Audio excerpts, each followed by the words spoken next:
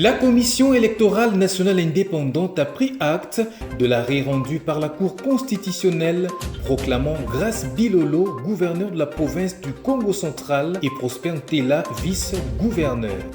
Et puis les personnes vivant avec handicap ont manifesté ce samedi 1er juin. Elles s'opposent à la reconduction de Irène Esambo en qualité de ministre délégué chargé des personnes vivant avec handicap. Et enfin, l'ancien footballeur des Léopards, Nsongo le Petit, a été mis en terre ce samedi 1er juin à Bruxelles en Belgique. À Kinshasa, ce footballeur a reçu les derniers hommages de la part de ses anciens coéquipiers de l'équipe nationale et ses amis de la commune de Lemba.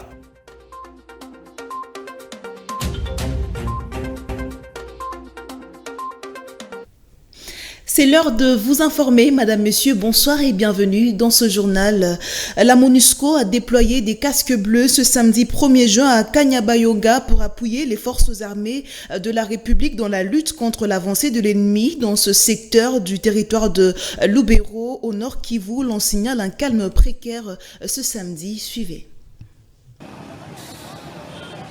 Les casques bleus de la brigade et de la force d'intervention rapide ont été déployés à Kanyabayonga au Nord Kivu pour appuyer les forces armées de la République dans l'intervention contre l'avancée de rebelles Jom 23 vers cette localité du territoire de Lubero. Une réunion de coordination des opérations entre les deux forces s'est tenue ce samedi 1er juin dans la matinée pour un plan d'action sur les terrains. Rappelons que la commune rurale de Kanyabayonga, dans le territoire de Lubero Nord Kivu, s'est vidée de 80% de sa population depuis jeudi 30 mai. Des sources rapportent que certains villages proches de cette commune et territoire de Rutshuru sont occupés par le rebelle Jom 23. C'est vers les localités voisines dont Miriki, Bouleusa, Kirumba et Kayana que la majorité, estimée à 80 000 personnes, sans compter les 50 000 ménages de déplacés, s'est réfugiée.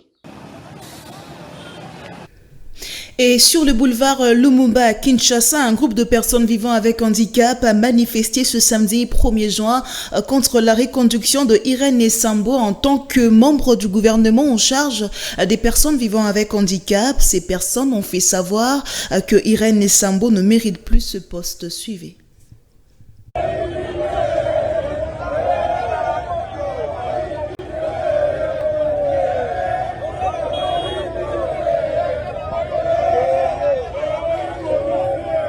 Coups de sifflet, pneus brûlés, quelques barricades, cris et banderoles sur lesquelles étaient inscrits Toboy Irène Esambo. C'est ainsi que les personnes vivant avec handicap ont manifesté contre la reconduction de leur ministre de tutelle. Ces personnes demandent au président de la République de la remplacer par une autre personne, comme en témoignent ces images.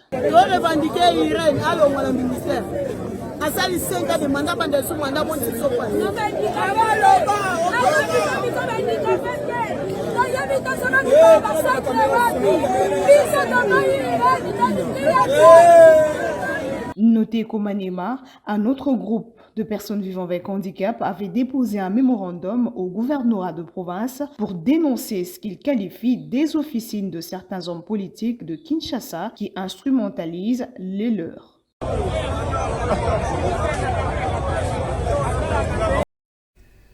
Et aussi, la Fédération nationale des associations des personnes vivant avec handicap du Congo s'est jointe aux différentes organisations de ces personnes pour protester la reconduction de Irène Esambo en tant que ministre en charge des personnes vivant avec handicap au gouvernement souminois. C'est ce que dit Maître Patrick Pindou. Il est coordonnateur national de la FENAPACO. Il est joint au téléphone par Nico Kassonda. La Fédération des associations de personnes vivant avec handicap de la République démocratique du Congo s'est jointe aux organisations et structures qui ont manifesté ce samedi 1er juin contre la reconduction de Irène Esambo en qualité de ministre délégué chargé des personnes vivant avec handicap. C'est ce que dit Maître Patrick Pindoudi Lusanga, coordonnateur national de la FENAFACO. Nous, comme la FENAFACO, on s'est joint à cette marche qui a été organisée pour pouvoir dénoncer la nomination qu'a faite le président de la République par ordonnance présidentielle en reconduisant Mme Irène Esambo comme État ministre en charge des questions des personnes vivant avec handicap. Je pense qu'il y a de cela 2 jours, je venais d'organiser une conférence de presse ici en Mbandaka pour pouvoir dénoncer cette nomination qui était comme une sorte de moquerie des personnes vivant avec handicap. Parce qu'avant cette nomination, les personnes vivant avec handicap avaient déjà fait des marches de contestation. Ils ont écrit pour dire que non, madame la ministre avait fait presque 4 ans et demi ou 5 ans. On était d'accord du travail qu'il a fait, mais il n'a pas fait beaucoup de choses pour les personnes vivant avec handicap. Il n'a fait que voter la loi des personnes vivant avec handicap, mais qui n'était pas son initiative. C'est une loi dont le commencement date de 2006 avec l'honorable Jean-Claude Wemba, qui sera rejoint en 2011 et 2018 par l'honorable Eve Bazaïba, que nous saluons. La loi a été votée et on a constaté que malgré sa présence au niveau du gouvernement, il y a eu plusieurs nominations faites par le président de la République dans la territoriale, dans la diplomatie, dans les entreprises du portefeuille de l'État et dans d'autres institutions étatiques. Mais aucune personne vivant avec handicap n'a été nommée alors que c'était son rôle. Donc elle n'a rien fait pour les personnes vivant avec handicap. Il y a le cas de l'insécurité des personnes vivant avec handicap à l'est du pays. Les personnes vivant avec handicap sont abandonnées à leur triste sort. Elles ont besoin de l'assistance humanitaire. Elles ont besoin de la protection, mais elle n'a rien fait par rapport à cela. Et aussi, on a constaté qu'il y a eu des élections qui ont été organisées en 2020. Donc, aucune personne vivant avec handicap n'a été élue. Elle n'a pas fait des efforts pour pouvoir faire élire les personnes vivant avec handicap comme député national, comme sénateur, comme député provincial. Et parmi les gouverneurs et vice-gouverneurs de province aujourd'hui, il n'y a pas de personnes vivant avec handicap. Ces personnes vivant avec handicap ne jurent que par le départ de Irène Essambo. Le secrétaire général de l'Union pour la démocratie et le progrès social, Augustin Kabouya, a échangé avec les 3 ministres nommés au gouvernement souminois. Il s'agit du Teddy Luamba, ministre des Ressources hydrauliques, Doudou Fouamba des Finances et Safi Sombo de l'enseignement supérieur et universitaire. Ces derniers sont venus remercier le secrétaire général de l'UDPS pour leur nomination, en même temps recevoir quelques conseils. Regardez.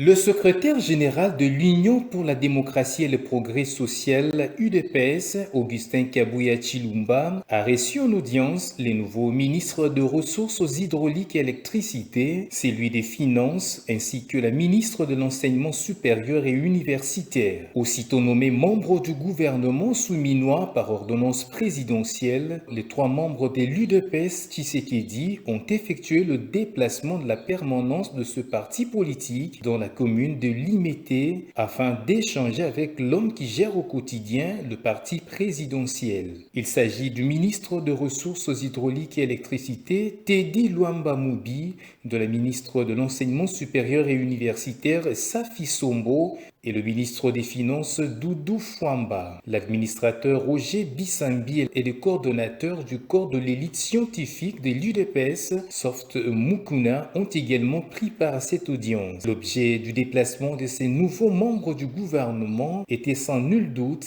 témoigner leur reconnaissance à l'endroit du secrétaire général de l'UDPS sur le choix porté à leur personne pour représenter le parti au sein du gouvernement souminois, mais aussi recevoir certaines orientations ou directives pour leur permettre de réaliser leur travail à bon escient. De son côté, le secrétaire général de l'UDPS devra normalement, et comme cela est de coutume, annoncer une grande matinée politique dans les jours à venir en vue de présenter à la base tous les membres du gouvernement issus de l'UDPS.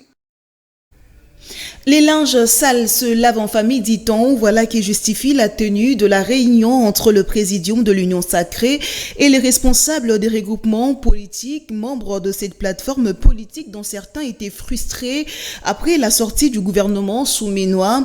Au-delà de cet aspect, des questions essentielles liées à l'actualité de l'heure, dont la récente publication du gouvernement et son investiture, étaient abordées au cours de cette rencontre dirigée par Augustin Kabouya, coordonnateur de l'Union sacrée. Regardez. À l'instar de toute organisation politique sérieuse, l'Union sacrée de la nation recourt fréquemment à l'arbre à palabre pour traiter ses différends afin d'assurer l'unité de cette méga plateforme, famille politique du président de la République, Félix-Antoine Tshisekedi Tshilombo. Le vendredi 31 mai 2024, cette approche a été respectée au cours de cette réunion ayant mis autour d'une même table le présidium et les chefs de regroupement politique. Une réunion dirigée par le secrétaire général de l'UDPS, Augustin Kabuya Tshilomba, coordonnateur de l'Union sacrée. Il faut dire ici que des questions essentielles relatives à l'actualité de l'heure, notamment la publication et l'installation du gouvernement souminois, ont été abordées avec dextérité par le maître de séance et coordonnateur de la majorité parlementaire, le secrétaire général du parti présidentiel Augustin Kabuya. À lui en croire, tout s'est bien passé dans la convivialité car ce n'était qu'une réunion de famille. Nous avons bien terminé notre réunion, que les gens n'utilisent pas les réseaux sociaux pour rencontrer leur vie. Nous avons parlé comme membres d'une famille.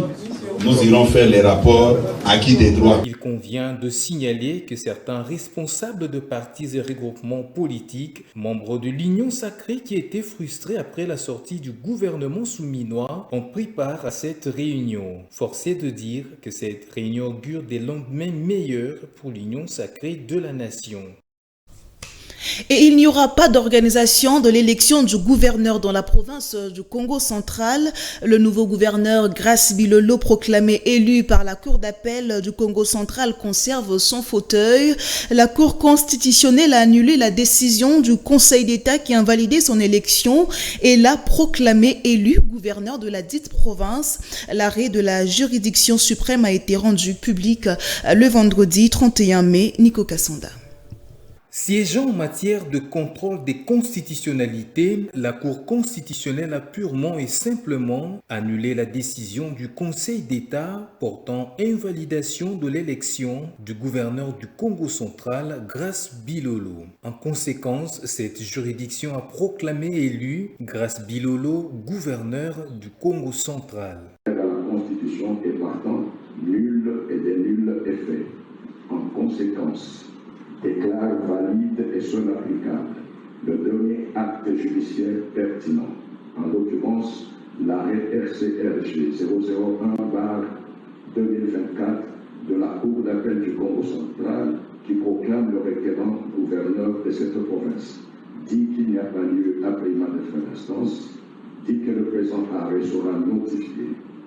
Cet arrêt de la Cour constitutionnelle a traduit la joie des partisans de l'autre vision du Congo, parti politique de l'actuel ministre des Sports Didier Boudimou. Et sachez aussi que la Commission électorale nationale indépendante a pris acte de l'arrêt rendu par la Cour constitutionnelle le vendredi 31 mai et annule par conséquent la reprise de l'élection des gouverneurs et vice-gouverneurs du Congo central, initialement programmée pour le 7 juin prochain. Cela à la suite de l'arrêt rendu par le Conseil d'État du 24 mai 2024 qui ordonnait entre autres l'organisation d'un nouveau scrutin. La centrale électorale confirme l'élection de Grace Bilolo et Prosper Ntela, respectivement gouverneur et vice-gouverneur du Congo central. Saisie au second degré, la haute cour militaire a condamné à 12 mois de prison le lieutenant-colonel Kasongo Kabangu, chef d'antenne des renseignements militaires commis à la prison centrale de Makala. Cet officier supérieur de l'armée a été condamné à 10 ans de prison au premier degré par la cour militaire de Kinshasa, Gombe. Il a été reconnu coupable des infractions de violation de consignes et de commercialisation du chanvre à fumer. Suivez. Mécontent de l'arrêt rendu par la cour militaire de Kinshasa-Gombe, le lieutenant-colonel Kasongo Kabangu, chef d'antenne de renseignement militaire commis à la prison centrale de Makala, a interjeté appel devant la haute cour militaire. Condamné à 10 ans de prison au premier degré, le lieutenant-colonel Kasongo Kabangu sollicite l'infirmation de la rime rendue par la cour militaire dans l'affaire qu'il opposait à l'auditeur général près la cour militaire. Au premier degré, le prévenu Kasongo Kabangu est également poursuivi pour la commercialisation du chanvre à fumer au sein de la prison centrale de Makala, chose qui a valu sa condamnation à 10 ans de servitude pénale principale. Au degré d'appel, ses avocats ont soutenu qu'il y avait insuffisance des motivations dans l'arrêt rendu par les juges du premier degré. Ces avocats ont en outre soutenu que le premier juge aurait refusé d'accorder à leur client des circonstances atténuantes. Pour sa part, la haute cour militaire dans son arrêt soutient que l'appel interjeté par le prévenu est recevable et partiellement fondée. La haute cour militaire disqualifie le fait des commercialisations de la chanvre à fumer. Elle condamne par ailleurs le prévenu à 12 mois de servitude pénale principale sans admission des circonstances atténuantes et au paiement de 200 000 francs congolais à titre d'amende et frais d'instance. La République démocratique du Congo, vu le code judiciaire militaire en ses dispositions pertinentes, vu le code pénal ordinaire, il faut dire que le prévenu était poursuivi pour violation des consignes, des faits qui remontent à l'année 2023. Aussi, le procès des assaillants participants de la tentative du coup d'État et celui des militaires auteurs présumés d'exécution extrajudiciaire sera incessamment ouvert. C'est ce qu'a indiqué l'agence congolaise de presse dans une dépêche ce samedi 1er juin. Suivez.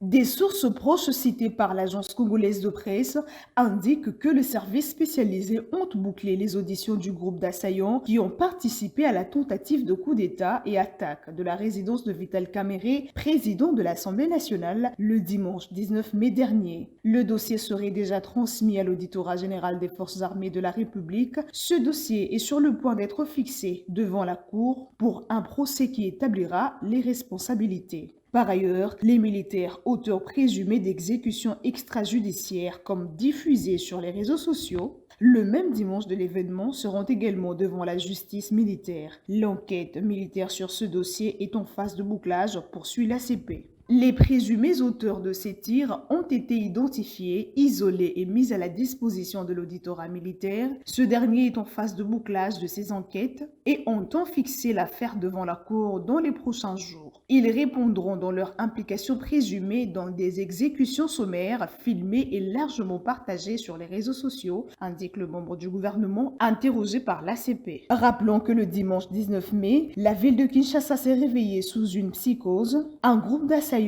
conduit par Christian Malanga, neutralisé lors de l'événement, avait pris d'assaut le palais de la Nation après avoir attaqué la résidence de Vital Kamerhe où ils ont tué quelques-uns de ses gardes et quelques personnels en cours de route.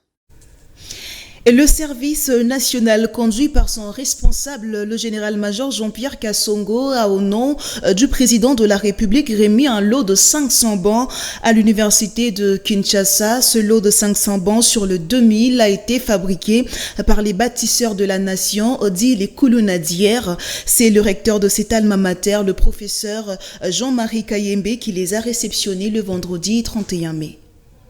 Il n'y aura plus de bousculade et la chamaillerie de place dans les auditoires de l'université de Kinshasa. Le service national, conduit par son responsable, le général-major Jean-Pierre Kasongo Kabouik, a remis au nom du président de la République, Félix-Antoine Tshisekedi Tshilombo, un premier lot de 500 bancs sur les 2000 prévus pour l'université de Kinshasa en raison de 10 000 places assises. L'université de Kinshasa recevra un total de 2000 bancs, soit 10 000 places, dont 500 bancs sont remis aujourd'hui.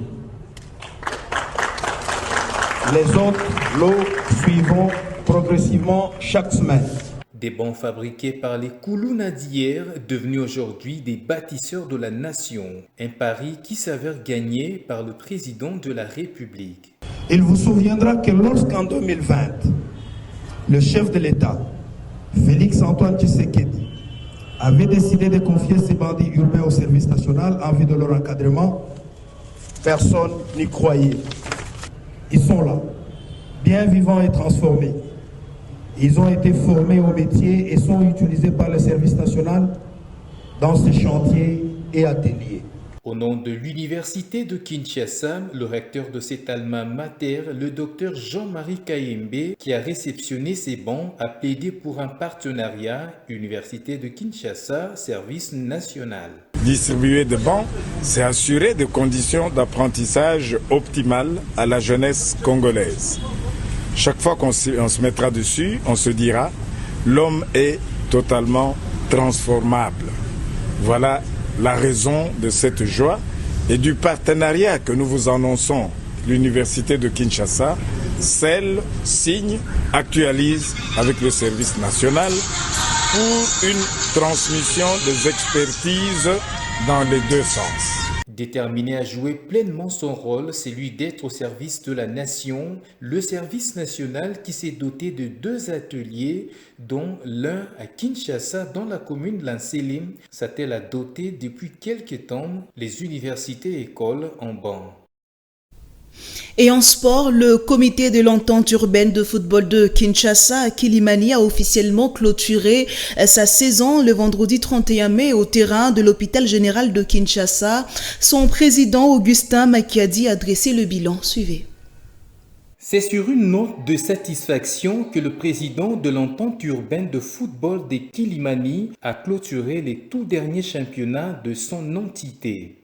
Je suis très satisfait parce que le championnat au niveau de Kilimani, de la première à la 4e division, était très serré. Donc les équipes étaient vraiment engagées. Mais sur le plan de terrain, là je ne suis pas satisfait parce que Kilimani n'avait pas assez de terrain. Il n'y avait que 3 terrains officiels, mais d'une manière générale, vraiment satisfait. Satisfait aussi sur le plan administratif avec le membre du comité exécutif que je profite pour le remercier. Vraiment, ils se sont abattus corps et âme pour rendre bon service à l'entité. Augustin Makiadi a par la même occasion fixé l'opinion sur l'organisation du match de barrage et ont opposé 2 équipes classées 2e dans les 2 groupes au championnat de la 4e division. Match soldé en faveur du FC Okapi de Boum Boum qui a battu Okapi sur la note des 2-1. On a organisé ça parce que vous êtes sans ignorer, le 2e de Kilimani est qualifié pour le PEFKIN. Donc il y aura la montée supplémentaire. Alors le 2e, ils sont en égalité parfaite. Donc seul le match de barrage pouvait le départager. Donc voilà pourquoi on a organisé ce match-là pour avoir une équipe victorieuse sur le terrain. Tous les championnats ayant pris fin, place aux assemblées générales ordinaires prévues à partir du 15 juillet prochain. Et page noire dans ce journal, Ngoï Ntsumbu Le Petit a été mis en terre ce samedi 1er juin à Bruxelles, en Belgique. Cet ancien léopard a été honoré à Kinshasa par ses anciens coéquipiers à l'équipe nationale et ses amis de la commune de Lemba. C'était au cours d'une rencontre sportive organisée au terrain GD de Lemba par le président de la LISPED le vendredi 31 mai, Patrick Issou. Des hommages, Ngoï Ntsumbu Le Petit les a reçus. Ses anciens coéquipiers à l'équipe nationale de football, toutes générations confondues, ici de jeunes vêtus, ses amis de Lemba en rouge et même les dirigeants sportifs l'ont honoré à travers cette rencontre de football organisée au terrain GD de Lemba. Sa mort a frappé comme un couteau dans le cœur de ses proches. L'un d'eux, Edouard Kiakombuta, ancien secrétaire général à la FESAFA et FECOFA, a eu des mots justes pour décrire ce grand footballeur, Ngoï Ntsumbu Le Petit. Ntsumbu, c'est mon enfant. Je veux l'appeler comme ça. Parce que je suis venu après que j'ai dirigé, parce que je n'ai pas dit que j'avais dirigé aussi Motema Pembe en tant que président de la section football. Après les Motema Pembe, j'ai dirigé Asson et Frères. J'étais en partenariat avec la maison Asson et Frères. Et c'est dans ces Asson et Frères-là que j'ai recruté ces jeunes Tsumbu-là. Depuis chez eux à la maison, hein, il était resté attaché à moi pendant tout le temps. Évidemment, nous nous sommes séparés, il a fait son chemin, mais à chaque fois, il m'appelait pour me donner de ses nouvelles. L'un des organisateurs de cette rencontre, Maître Alain Makengo, qui a non seulement donné la quintessence de celle-ci, a essayé de donner un avis objectif sur le disparu. Il était un fin gaucher, on a bien dit gaucher, mais il y avait vraiment un gars spécial. Raison pour laquelle, à Bétara, l'équipe nationale, à l'âge de 22 ans. Tsumbu était un ailier gauche très spécial, ce qui a fait qu'il soit sélectionné à l'équipe nationale et Léopard à l'âge de 22 ans. Vous verrez même qu'à cette époque, il était plus jeune que ses coéquipiers. C'est Kalala Mukendi Yaoundé qui l'avait déniché. Voilà qui justifie les hommages que nous nous rendons aujourd'hui ensemble avec ses anciens coéquipiers à l'équipe nationale et ses amis de Lemba. Il y a la République démocratique du Congo, on a Lemba. De venir rendre vraiment hommage. Ngoï Tsumbu le petit s'en est allé. Son histoire se racontera certainement à travers ses prestations et surtout son amour à encadrer les jeunes. Et comme Catulle, ce poète romain qui disait aux frères enlevés prématurément, Ave atquevale Tsumbu. Et la mort de Ngoï Tsumbu le Petit a été mal vécue par ses coéquipiers à l'équipe nationale de football. Tous reconnaissent en lui une qualité intrinsèque dans le football. Ses exploits continuent de défrayer la chronique. Leurs propos sont recueillis pour vous par Patrick Issou. Comme Belgique, dans 82, je crois que la plupart des joueurs, il y a des Congolais, les Aéros, la Belgique. Dans les petits Tsumbu, les petits na côtoyer plus na Belgique, les motorités qui na petit qui est très bien. Il y a un peu de présence na Bimara. Je crois que sur la Bimeza surtout.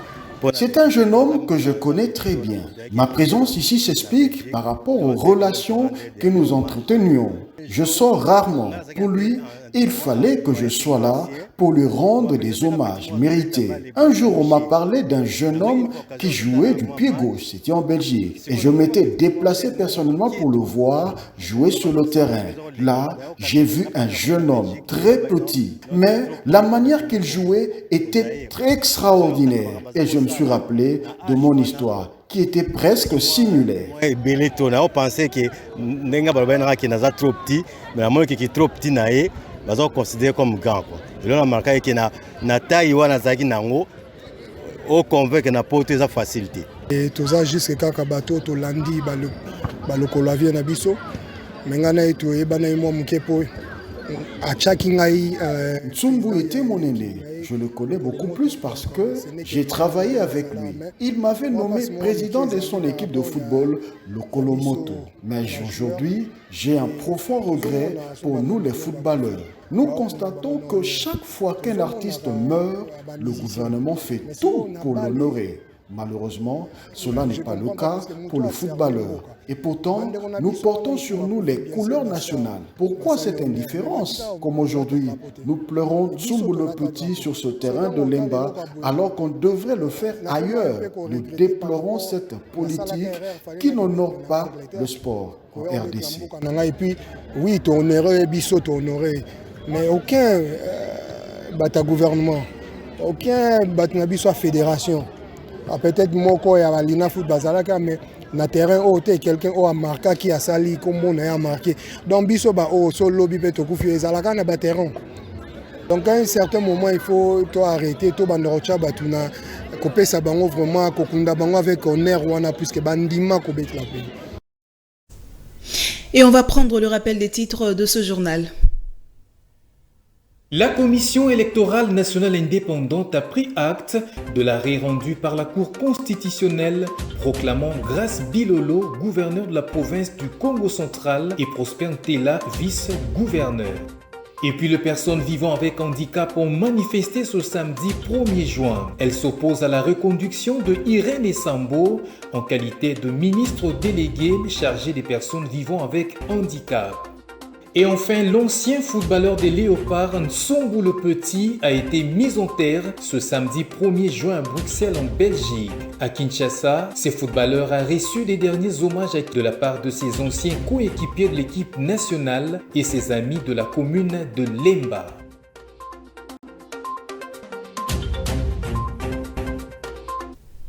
Fin complète de cette édition d'information. Madame, Monsieur, merci beaucoup de l'avoir suivi. Restez avec nous sur Vert Pâturage Télévision pour la suite de vos programmes. Quant à moi, je vous dis à très bientôt sur Vert Pâturage. Au revoir.